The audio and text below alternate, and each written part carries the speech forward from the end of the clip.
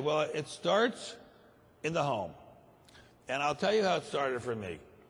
In 1988, I joined a 12-step program for eating too much. I still eat too much, but I eat a lot less than I used to eat. And I started going to meetings and learning about gratitude. And I learned that gratitude is really at the heart of everything. And I thought, well, who am I most grateful to? I mean, who's really done the most for me? Obviously, my parents.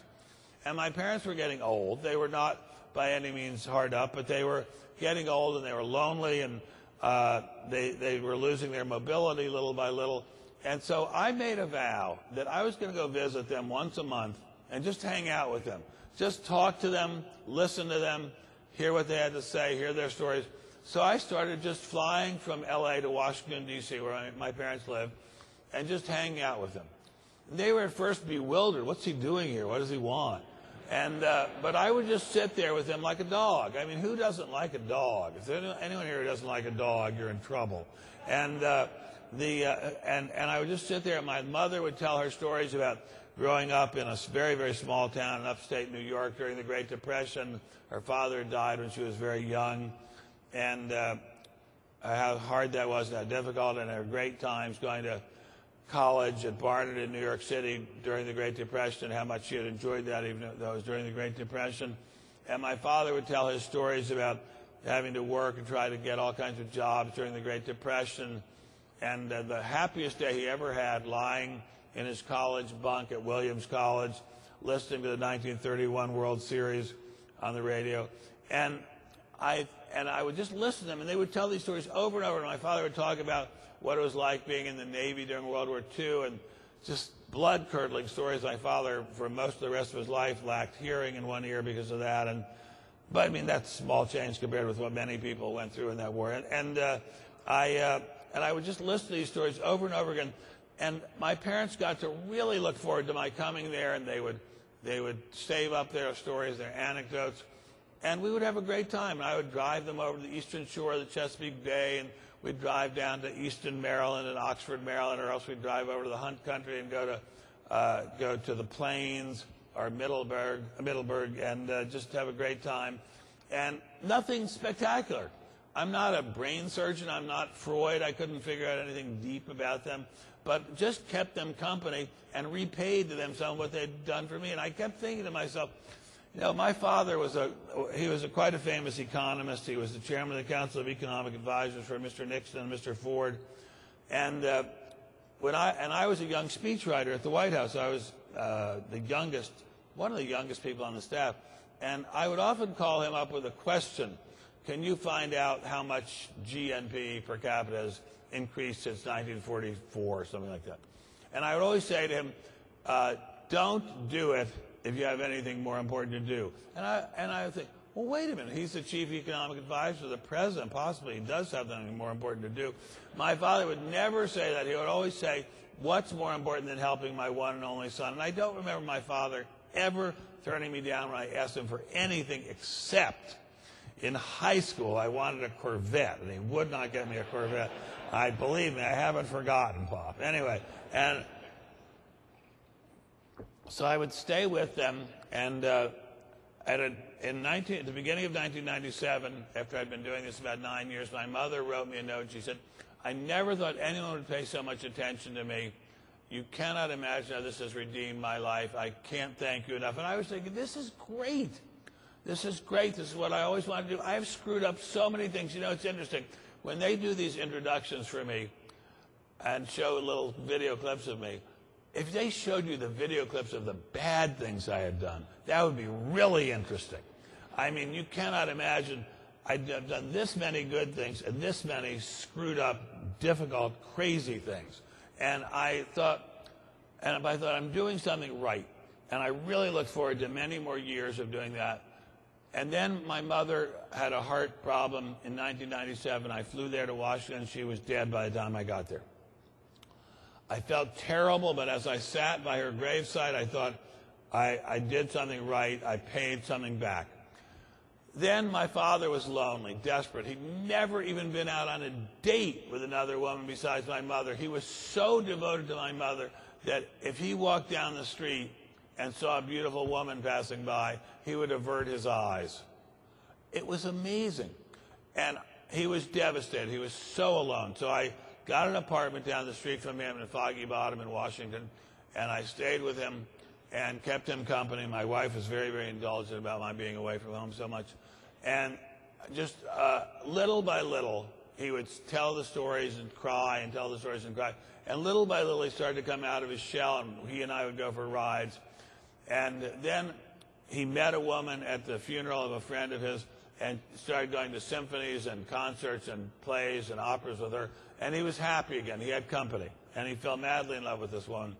And he would call me up, gushing like a schoolboy about this. And on my birthday in 1998, he sent me a fax, because he was a frugal sort of fellow. He sent me a fax for my birthday. And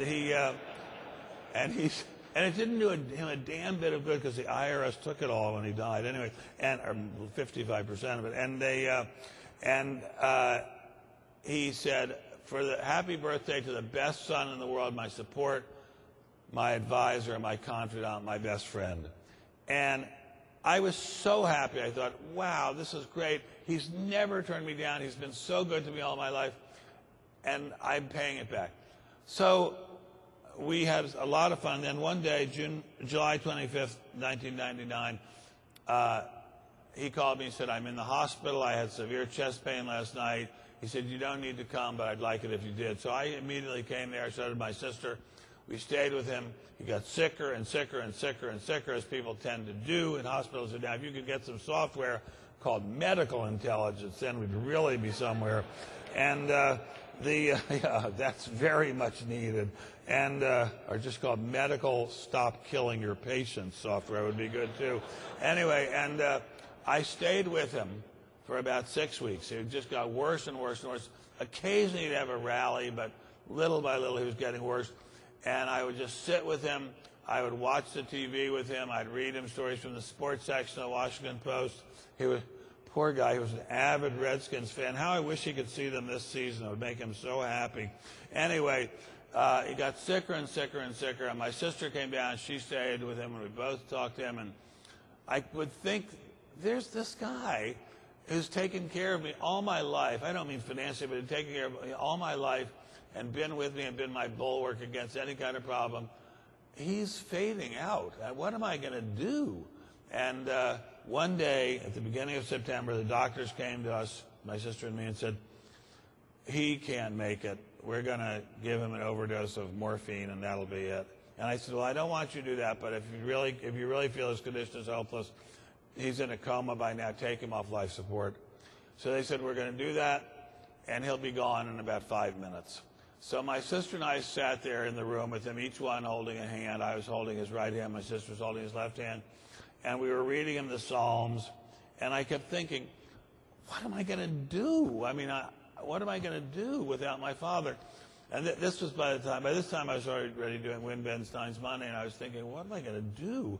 And then a sudden thought came to me. I thought, my father has given my sister and me this final gift of letting us take care of him, by which he is showing us that the torch has been passed and we're now able to take care of him and ourselves. And we'll get by. And the needles went down and down, the dials went down and down, and then a nurse came in and said, he's gone.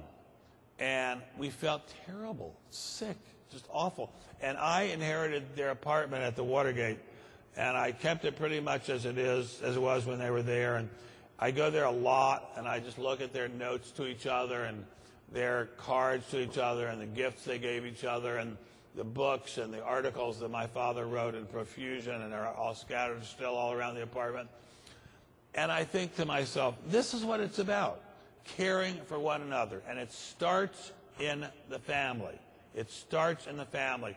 And from that apartment, I have a wonderful view over Northern Virginia, and I can see to the grave site of John F. Kennedy. And I can, at night, if it's a really clear night, I can see the tiny little flicker of the eternal flame in front of John F. Kennedy's grave. And that, it seems to me, ties in with the caring for your family, and that leads to caring for the community. And it all was summed up in caring for the country and caring for the world, healing the world. What it all comes down to is something that John F. Kennedy said, and I was very privileged to hear him say it when I was a 16-year-old boy in Washington, D.C., coming down to the inaugural of John F. Kennedy on a very cold day, January 20th, 1961. And he said words that I think should guide us in every situation. And they are, we love this great country. We love our fellow man. We ask God to help us and to go to work for this great country and for our fellow man. But here on earth, God's work is our work. Thank you very, very much for letting me talk to you this morning. You've been wonderful. Thank you very, very much. Thank you very, very much indeed. Thank you very, very much. Thank you very, very much. Thank you very, very much. Thank you, and have a very nice conference. Thank you.